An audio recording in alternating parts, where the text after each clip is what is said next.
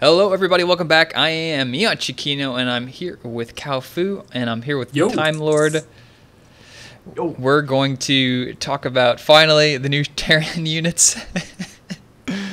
Late, but still going to get it done. You wouldn't believe how many times we tried to get all three of us together to have this conversation, and it just never happened. But we're here now, thankfully. Yeah, I blame both of you for that. Well, that's just because Terran's a horrible race and no one should ever play them. There we have it. Agreed. What do you guys both play Protoss, right? I know TimeLorD. Yep. You've played Protoss? Okay. I guess I'll only be the only unbiased one in this conversation. Okay. Let's start off with probably one of the most insane units that the Terran is going to get here, the Shredder. It's going to be a mechanical unit. It's going to have 180 life, and its ability will be able to, when it's deployed, it'll be able to deal 20 damage per second, AoE, hit underground, ground, and air, as long as no other friendly units are inside its area of effect or other Shredders or SCVs.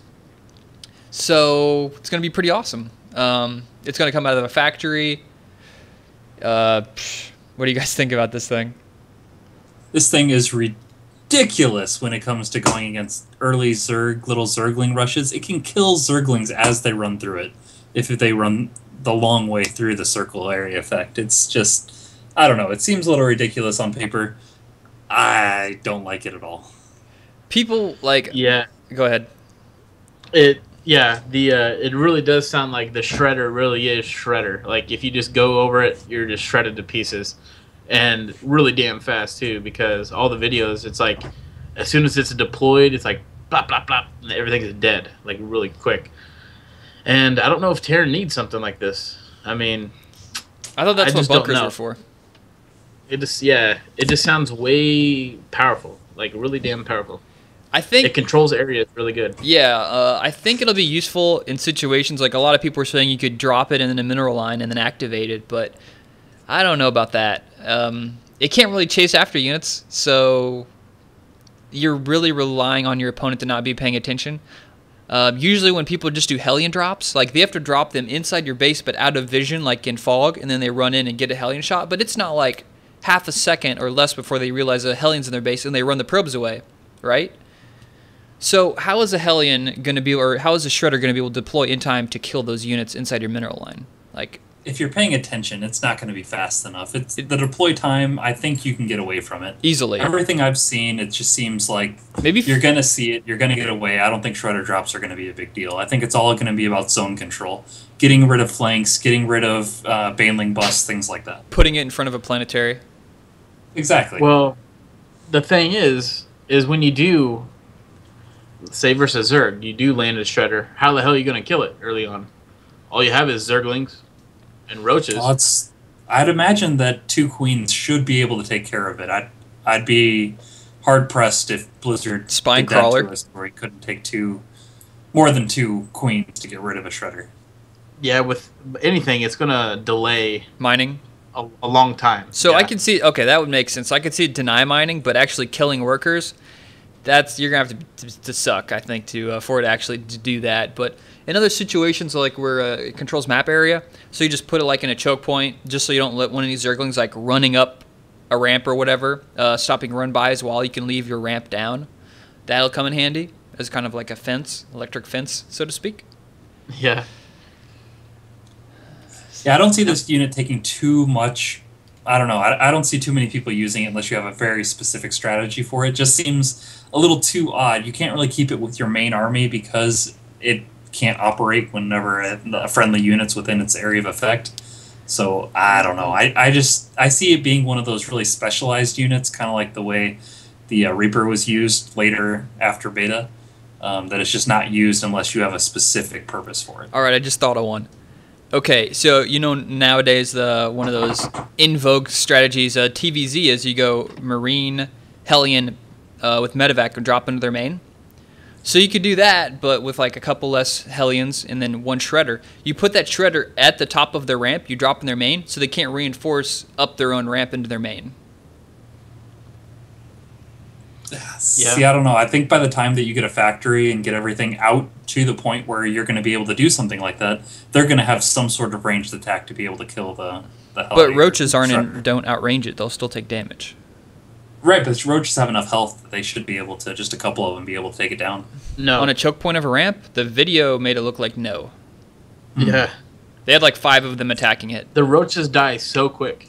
20 It's damage a literally- second. I mean, you do the math. That's 6 seconds. So in-game seconds, not like real-life seconds. So I think it could, if you just take like 2 or 3 Hellions out of that, just go pure Marine shredder drop right at the top of the ramp. Take your Marines and you have full roll of their base. You can just kill everything in there while the shredder controls the ramp. And even if they do run up the ramp and try to kill the Hellion, they've already taken so much damage that the Marines with Medivacs can take it out anyway. So just like off, and you just not get any Hellions, so you just kind of trade one for the other. I don't know if it requires a tech lab or not. I would assume it does. What do you guys think? Yeah. I would imagine so. It seems like a very specialized unit. Hopefully. Yeah. Yeah, Like I was hopefully. saying before also, is they're good for controlling areas. So say you want to take this one path but you're scared of run-bys or flanking, you can place these shredders at key points so it like denies flanking and stuff. And I think that could be a really good use for those because you really don't need other units, in those flanking points. You can just put one shredder. Yeah. I could definitely see it be used for that. So for like it hits everything. It's like air too, so I don't know how that would be useful versus Muta. Probably not. I'm just waiting for the video where someone accidentally flies a Mute, like a whole flock of Muta over a shredder. He kills like 25 Muta. That's going to happen. Yeah. So yeah, you guys have anything else you want to talk about the shredder? Anything else you want to say? No, just- crappy unit for Terran. Yeah, I don't think it's going to be used as much as people think. Okay. There you guys have it. Next up on the list, we'll talk about the Warhound. This is supposed to be the pseudo-Goliath. It's going to be armored mechanical, have 260 life, do damage 4 or 8 versus light to air, 10 or 20 versus mech to ground. So it's going to be like a big Marine that's armored. Come out of the factory. This is really going to help out. So like the design of this unit was designed to help out versus AA if you go mech play, because Thors aren't the greatest versus Muta if they magic box you. So this is supposed to help that out a little bit. One thing, like, that sounds all fine and dandy. Like the idea behind it sounds fine to me. Nothing crazy. Like you can actually maybe go a lot more solid mech now. You don't have that big delay time between making Hellions and tanks all the way up to Thor. There's kind of like a time window in there where they can get like 15 Muta out and really do some damage. One thing I gotta say is the design of this unit is pretty ugly. Incredibly ugly. I mean, this is what I would expect from StarCraft 1 at best, and some third-party software at worst. Yeah. I do not like this. It just looks like somebody threw this together. I don't know what they were doing. Yeah, it looks like a human version of a Goliath. Like Goliath was badass. Like you really could tell that was like mechanical. Like, this just looks like it has 2 feet and hands. And It's skinny. like, yeah, Yeah. it's like Skinny except for its gigantic head. Yeah. it's just I don't know. bad. Bad design. If they were trying to replace the Goliath, they went from awesome mech that looked like it was piloted to, the cousin who they really just wanted to give a job somewhere in the company. Exactly. Nepotism at its finest. So, yeah. The unit But itself, though, I don't know. It seems like it's going to fill a valuable role because of the changes to the Thor. Yeah. That I guess we'll talk about later No, on. we can talk about that And so right it's now. going to fill that. There's only going to be one Thor. They're making that into a capital unit, just like the mothership was. It's only going to be one unit, and this is going to fill the role that Thor did before. If you're getting an extreme amount of air harassment, you're going to start building Warhounds. And, of course, it does extra damage to mechanical, so if you get a lot of mechanical units coming at you for TBT, it's also going to be a really staple unit for that, too. So I think this was going to see a lot of core gameplay, and I think that it's just going to exist everywhere. Yeah, exactly. The Thor was always cumbersome, really slow. So if you did have those mutas, like you really couldn't. You'd have to like stick your Thor around these warhounds are going to be more mobile, so you can get there quicker. You can defend muted harassment a lot better. And like you said, it is like the only unit that does bonus to mechanical, so that's kind of rare. You don't see those anywhere.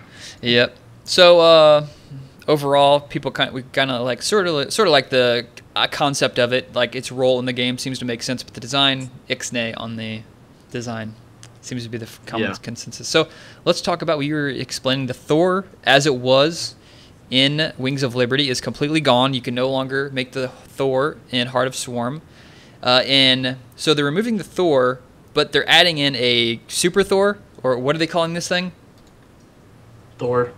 Yeah, they're still calling it a Thor, but it's just the modified Thor, the big Thor. Kind of like when you're playing the campaign, how you have the Super Thor that you only have one of. Yeah, so this quote-unquote Super Thor, you're only going to be able to make one of. I think the cost is like 600 minerals, 600 gas, or something insane. 600 minerals, 200 gas. I know it's 600 minerals. It's a lot. It's not going to have any AA.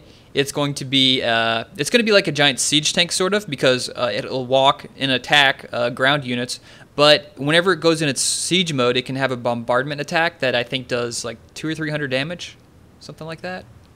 Yep, yeah, AoE like damage. Yeah, AoE damage. Yeah. So it's going to be like, if you thought it was hard to attack a Terran in multiplayer games before, like try putting one of those on your ramp in like a 4v4, and then your 4 armies attack and you just kill everything.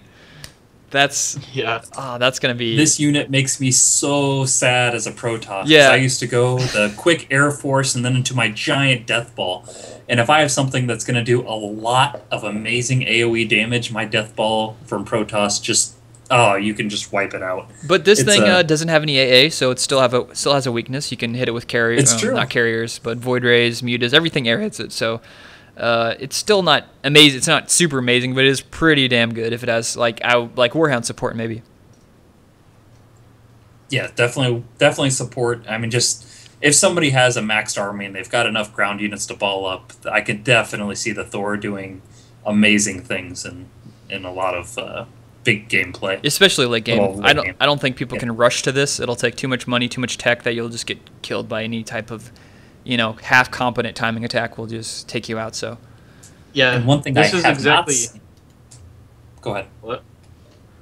I said this is exactly like the mothership. You really can't rush to the mothership now without being, handicapped big time, because the Thor takes an armory and a fusion core now. So I mean, you'll have to spend way too much money to do a quote unquote rush to the Thor now. So I doubt you'll see very good strategies early on. Yeah, I think it's going to be total late game, just add it onto your army. What do you guys think? Comparable to the mothership, do you think it's better or worse than the mothership is right now?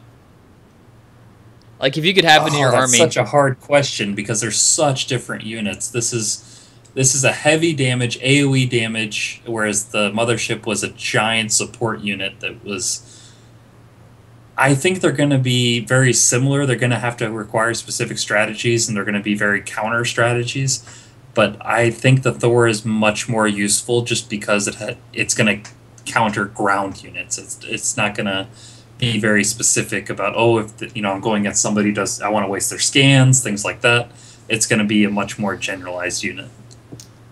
Yeah, because the mothership right now, say you see a mothership just like walking around, like you're like, oh, what is that going to do to me? Like, not very much, right? But if you see a Thor, like, by itself, I don't think you can be like, oh, I want to pick that off real quick. Like you can't, like, fly in 20 Corruptors and just two-shot it. Yeah. And, so the Thor being a ground unit and doing a hell of a lot of damage, I think it poses a lot more threat than a mothership can right now.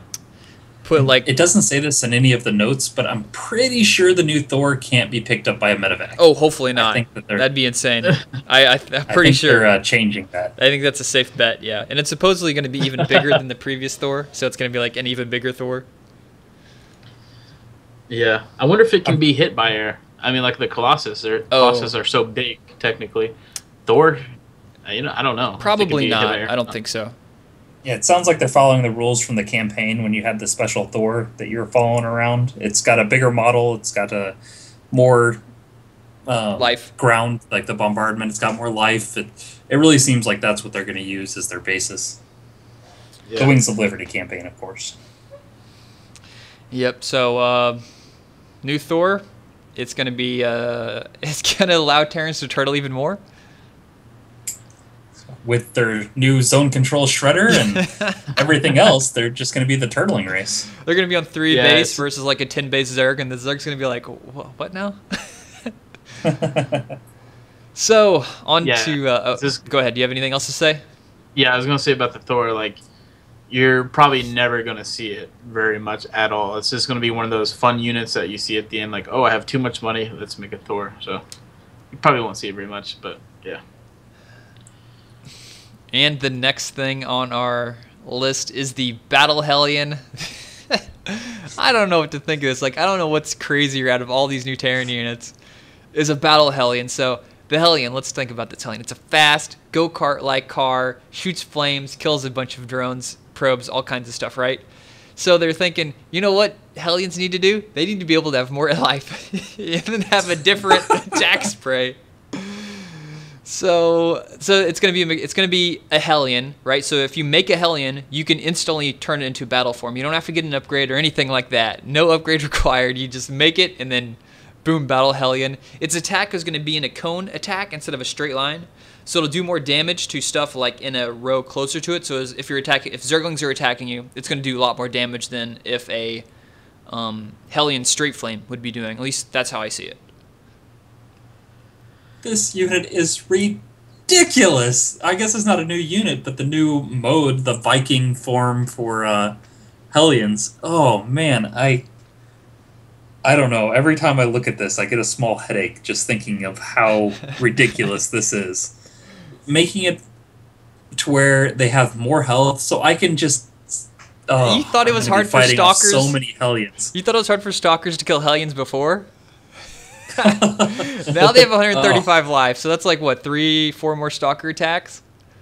Don't worry though. When I chase him after with zealots, he's gonna be able to hit both my zealot and my stalker at the same time now. So. Don't feel bad for him. Oh, jeez. Yeah, like, the Hellion right now has 90 hit points, I think. So, what is it, 45 extra hit points it's going to be gaining when it goes into battle mode? And all it does is slow it down. And I think it has a little bit reduction of damage. Right now it does 8 standard or 19 versus light. So, I can't recall offhand how much a Hellion does. Hellion is like 14. And then 5 with so it's 19 as well with the blue flame. Wait, so it does the same as blue flame without the upgrade? 14 damage versus right light. Now because 2 blue Hellion flames is 8 damage and then now. Yeah. Okay. So, you don't even need to get blue flame plus anymore. 6 versus light or plus 11 versus light, depending if it has the upgrade or not. Okay. So basically, the Hellion just got a ton better, and Terran don't have to do anything or get any upgrades. They just get a free new awesome unit that requires no extra because attack. We know Hellions weren't used enough as it was. Yeah, exactly. I didn't see them in every game I played against Terran. I could see how they're trying to like make mech better with this Heart of the Swarm patch, because like you're looking at the Battle Hellion, which will be nice to go in front of tanks. Because like the problem was you had your tanks, you had your Hellions trying to push forward with your mech army, but your Hellions just get way too far ahead of your tanks. Now you transform them into battle mode and they're slow like your tanks, and you're all in a nice big group. So it's just gonna make mech so much better, including the Warhound. So they're really trying to make mech super viable. It seems like. It just makes it to where the Hellions can just stream right over to your base, cross the map with their super speed, and then turn into awesome fighters when they get there. I don't like this at all. Says it might just be because I hate Terran so so a Protoss biased player. Yeah, being a Protoss, I think this is cool. I mean, this is what? This is cool, as in it would do a lot more damage. Okay, Hellions right now, they're not really good later in the game. Yeah. Versus Protoss. Now, when you have Hellions with your ball of Marine and Medivacs, or Marines and Marauders, and you have these Hellions in front owning up the Zealots later in the game, is going to be awesome. I mean, for the Terran. Yeah. But I like that, because I think Zealots with speed is just too strong versus Terran. If they go mech, yeah. Yeah. But if they go bio, And if it's, you know. Yeah, I think you're going to see a lot more just bio, but with battle Hellions added in now versus Protoss. Like open up Because Reactor Hellion and keep them throughout the whole game as for sort of defense. Yeah, you're going to want to save them. You're not going to be wanting to harass with them. You're going to actually want to use them with your army to actually deal. You want to get rid of those zealots as fast as possible. EMP and then have your everything else battle Hellion cone damage. Oh. It's going to be a super versatile unit. You can keep it in its fast mode and control the map, or you can turn it into battle mode and kind of do your push. So for whatever you want to do, it just does it. Yeah, I think it's just going to be used in a lot more armies instead of just harassing in it. And I think that's what Terran kind of needed instead of just their Marine Marauder. Because you can get Hellions easy enough without having to go pure mech, you know? Yeah. That's true. I really do think this is an overall good upgrade. It's going to involve a lot of strategy and a lot of, do I choose to run away or do I choose to kind of do a little more damage and fight? I do like this overall. I just think that overall they needed to take something away from Terran to give them something this good. The one thing they took away, they just made it even better. That's right. The Thors, which I was almost never up against anyways. So, I think that's it. Is there any other thing I'm missing here as far as Terran goes? Any other there's a lot. The battle cruiser has a speed boost. Oh yeah, you're right. Now. I forgot about that. And it's supposed to be just as fast or just a little bit slower than Mu does when it's boosts, and it boosts for like 5 seconds. And that's an upgrade you have to research? Yeah. Yep. And then there's another one where the Reaper no longer attacks special buildings. Oh yeah, no longer has its C4 charge or whatever. And it also has an ability to regen its life passively, which I don't understand that change at all. Yeah, that's kind of weird. Because you're going to go in and get shot twice, kill a unit, and then run away and wait for it to regen, and then do it again? I mean... Yeah, so it's going to be like a little harass. Very little harass. Yeah, a little bit of like harass / scouting, but actually saving that scout. Instead of just running in there. Yeah, I mean... I guess it's better than the current Reaper if I could choose between one that does damage to buildings and one that just regenerates a little bit of life. I don't know. Yeah. I think it's a little bit better. And also the other change is the Ghost's Cloak ability is now going to be modified. It's not going to be toggleable. So what's going to happen is there will be a one-time energy cost to activate it. So it'll cost, let's say, 45 energy. Don't know what it is. And it'll last for a certain duration. So it'll last, let's say, 20 seconds. And then when it runs out, it's out. And it'll have a cooldown, supposedly. See, this would have really bothered me when I was in, like Silver or Gold League, to have it to where, these freaking cloak, ghosts everywhere. But now that anytime I see a little ripple, I immediately send, Observer over to check it out. I don't think it's going to affect high-level play that much, but I think it just makes the ghosts a little more fun to play. I don't know. I think that overall we're going to see a lot of low-level play use this, and then high-level play we're going to see the exact same thing because people weren't sending over ghosts with low energy before. Yeah, depending on how much it actually is going to cost, 50 or 75. Like right now it's 25. So usually you would need like 130, 140 energy to actually cloak and then get a key EMP off. Now you'll have to wait even longer for your ghost to, build up energy. If it's going to be like 75, I don't think it'll be that high. 75. Well, I heard it was like going to be 50 or 75 or somewhere. Well, I think what it's doing is kind of averaging out the cost versus duration. So now it's going to be more in the middle where you can only cloak for a certain amount of time, whereas before you could probably have more time to cloak with the previous one or the current one, meaning you could cloak for a longer duration, but it costs more energy. Now you can cloak for a lower duration and it requires lower energy. That's kind of what I'm getting at. So it's not as extreme. I still don't think it's going to affect the timings that much. I think it's going to be almost identical to where it used to be. It's still like the exact same unit other than just the ability with Cloak. But I think it's going to be nicer that Hellions, like Ghosts, just won't be all over you for an even longer amount of time. Yeah, you're just going to have to time out your Cloaks a lot more. You're just not going to send it over like, oh, I know he's going to be cloaked. Yeah, you have to pay attention to it more often. Yeah, so it's going to be more micro intensive, and in bigger games, you're going to have to pay attention to that kind of stuff. So I don't know. It's not that big of a change, but I think it will affect how ghosts are used now. Yeah, and I think that is the last change we have to talk about here for this Terran stuff. Is there anything else I'm missing anymore? Oh, there's Nope, one but last you- note here. Terran are being removed from the game. That's that's a nice little. You tidbit can at the wish, end you can wish, dirty Protoss player. All right, so that's the end of our final discussion for the new units and changes coming over from Heart of the Swarm, possibly. This is all still up in the air. They have the right to change anything in the beta and all that good stuff. So thank you. Oh no! If this is the final, we need to talk about the rocks. Oh, yeah, I guess we could talk about that now that we're don't want to have a whole new show Sorry, about that. you're gonna- That's fine. gonna Yeah, we could talk run the about final on us. so one thing StarCraft didn't have enough of was destructible rock center, right? So Exactly. I could always use more rocks. So the theory behind this is, let's say you're attacking, right? You attack a guy, you get crushed, and you're running away. So now you have the ability to, let's say you run through a choke point. You run past through this choke point, you attack the rocks, and they fall and then block the path. So think of destructible rocks as they are now, but in reverse. Is that the gist you guys got from it? Yes. Yeah. So It looks like I like you can rocks. trigger an avalanche to block your path. yeah, so it's going to basically buy you a certain amount of time to... I think that's cool. Map. I mean, I think it's cool. Like it adds like more depth. strategy to actual maps. You know, It could change Just up some not the actual timings. Like, unit. I could see, okay, a Protoss is getting ready to do a 6-base timing attack. So Zerg goes out there, it gets the rocks really low enough so all he has to do is attack it twice and it falls. And then he does that right when he sees the Protoss pushing out, and the Protoss is like, oh man.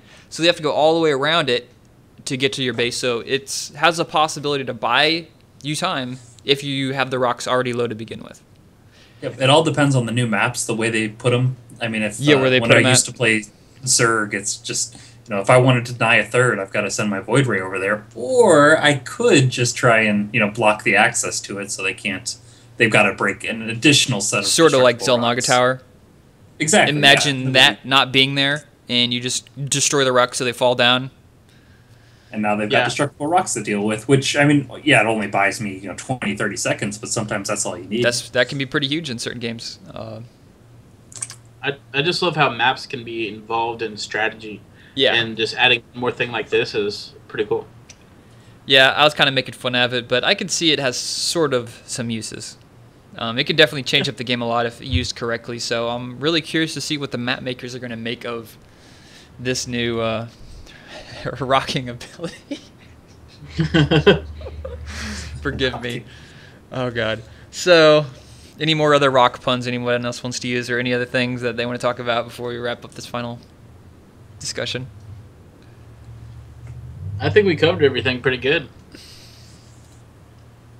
Fun Yeah, times. that's all I've got. It's Okay, that's good for me. So thank you, TimeLorD, and thank you, CowFu, for joining me for this Terran discussion, all the previous discussions. I hope everyone listening enjoyed it.